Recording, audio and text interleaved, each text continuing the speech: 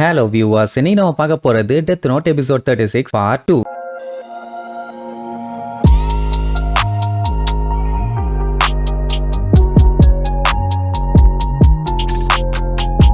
Open பண்ணா போன பாட்டுல ஒரு அரை மணி நேரம் 1 மணி நேரம் வெயிட் பண்ணுங்க, டெத் நோட்டோட கண்ட்ரோல்ல இருக்கீங்களா இல்ல நீங்க எல்லாரும் சாக போறீங்களான்னு செக் பண்ணணும் அப்படின்னு கன்ஃபார்ம் பண்றதுக்காக நியர் அவன் மாஸ்க போட்டு வந்திருந்தால அதுக்காக வெயிட்டும் பண்ண சொன்னான். ஏன்னா அங்க இருக்க அத்தனை பேரும் செத்துட்டா கூட யாராச்சும் ஒருத்தர் உயிரோட இருக்கணுமே, நம்ம லைட்டு தான் கிரான்னு சொல்றதுக்காக அதுக்காக தான் வெயிட் பண்ண சொல்லியிருப்பான். ஆனா லைட்டு அந்த மாதிரி எல்லாம் எந்த ஒரு பிளானுமே பண்ணல. நீ பண்ணுப்பா, நல்லா செக் பண்ணு, என்னதான் நீ செக் பண்ணாலும் ஒண்ணு நடக்க போறது இல்ல. ஆனா நீ பண்றதெல்லாம் பார்க்கும்போது எனக்கு சிரிப்பா வருது. பட் நீ ஏன் டைம் வேஸ்ட் பண்ற எனக்கு நல்லாவே தெரியும். அவன் வரணும் தானே, அதெல்லாம் நான் எப்போ ப்ரெடிக்ட் பண்ணிட்டேன், வேற யாரும் இல்ல, மிக்கமியா தான் சொல்றான். அப்படியே ரொம்ப நேரம் ஆகுது, யாருக்குமே எதுவுமே ஆகல. அப்படின்னா இங்க கிரா இப்ப இல்ல, அத்தனை பேருமே சேஃபா இருக்கும்னு முடிவு பண்ணிட்டான். இனி நான் மாஸ்க கழட்டுறேன்னு கேஷுவலா மாஸ்க கழட்டி அப்படியே ஒரு வில்லத்தனமான சிரிப்பு, பொடிப்பயல எனக்கே ஆட்டங்காட்டியான்னு மனசுக்குள்ள நினைச்சுக்கிட்டு, என்ன நீரு யாருக்காச்சும் வெயிட் பண்றியான்னு கேட்பான். ஆமா வெயிட் தான் பண்றேன், இப்போ இந்த சம்பவத்தை சால்வ் பண்றதுக்கு ஒரே ஒருத்தனால மட்டும்தான் முடியும், அவன் வர்ற வரைக்கும் நான் வெயிட் பண்றேன். மட்சுடா மத்தவங்களுக்கு எல்லாம் யார சொல்றானே தெரியல, இதுல வேற சீக்கிரம் வந்துருவான், நம்ம வெயிட் பண்ணா போதும்பா. அப்படி வரவனால இந்த பில்டிங் சுத்தி எங்க இருந்துமே உள்ள பார்க்க முடியாது. அதனால கண்டிப்பா இந்த டோரை லைட்டா ஓபன் பண்ணிட்டு எட்டி பார்ப்பான். அப்பா அவன் மாட்டிக்குவான். அது வரைக்கும் வெயிட் பண்ணுங்க.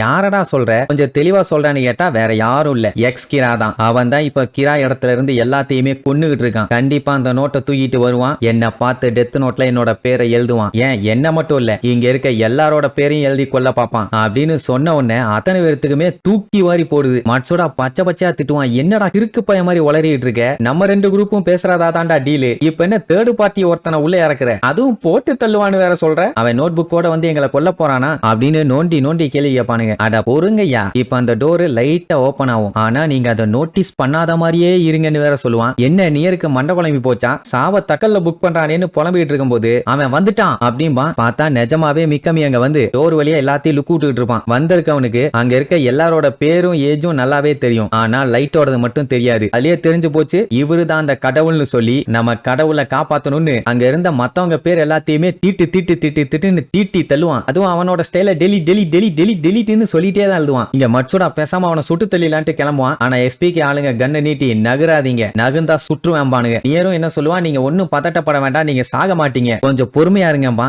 எப்படா இவ்வளவு சாலிடா சொல்ற, கொஞ்சம் தெளிவா சொல்லுன்னு கேட்டா அது நிஜமான டெத் நோட்டு கிடையாது, டேம்பர் பண்ண டெத் நோட்டுமா. அதாவது அந்த நோட் புக் எங்க இருந்துச்சோ அதை எடுத்துட்டு ரீப்ளேஸ் பண்ணிட்டானுங்களாமா. இப்போ அந்த டோருக்கு பின்னாடி இருக்கவன் கிராவுக்காண்டி வேலை பார்க்கறவன், அவன் சொல்லி தான் இவன் கொல்றான். அவன் டெய்லியும் பாத்தீங்கன்னா கிரிமினல்ஸை கொல்றதுக்காக ஒவ்வொரு பேஜை யூஸ் பண்ணுவான். இவன் என்ன பண்ணிருக்கான், இன்னைக்கு எந்த பேஜை யூஸ் பண்ணுவானோ அந்த பேஜை ரீப்ளேஸ் பண்ணிட்டானாமா. சோ இன்னைக்கு யாரும் சாகறதுக்கு வாய்ப்பே இல்லமா. ஆனா வெளியில பாத்தீங்கன்னா அவன் எல்லாரோட பேரையும் எழுதி பயங்கரமா ஸ்பெஷல் எஃபெக்ட்ஸ் எல்லாம் கொடுத்துட்டு இருப்பான். சாவுங்கடா கடவுளே, நீங்க சொன்னதா நான் நிறைவேற்றிட்டேன்னு. அதுக்கப்புறம் என்ன, அவன் பேரை எழுதிட்டு நம்ம எல்லாம் செத்துட்டோமான்னு சொல்லி எட்டி பார்த்துக்கிட்டே இருப்பான். நம்ம சாகலன்னு தெரிஞ்ச உடனே ஜர்க்காவான். அந்த டைம்ல கோழி அமுக்கிற மாதிரி அவனை ஒரே அமுக்கு. அப்ப அவனோட நோட் புக்கை வாங்கி பாத்தீங்கன்னா அதுல யாரோட பேரு எழுதலையோ அவங்க தான் கிரா. என்ன ஒத்துக்கிறீங்களான்னு உடனே எல்லாருமே ஆமா இதுதான் கரெக்டும்பாங்க. ஆனா லைட்டு பாத்தீங்கன்னா அப்படியே உள்ளுக்குள்ள இன்னும் சிரிச்சுக்கிட்டே தான் இருப்பான். ஏன்னா அவன் இப்படித்தான் பிளான் பண்ணுவான்னு அவனுக்கு நல்லாவே தெரியும். நான் போட்ட பிளானை அதி பிசராம அப்படியே பண்றியப்பா, விட்டா நான் சிரிச்சிருவேன், ஆனா கண்ட்ரோல் பண்ணிட்டு இருக்கேன். நீ இந்த மாதிரி நோட்டை டேம்பர் பண்ணுவேன்னு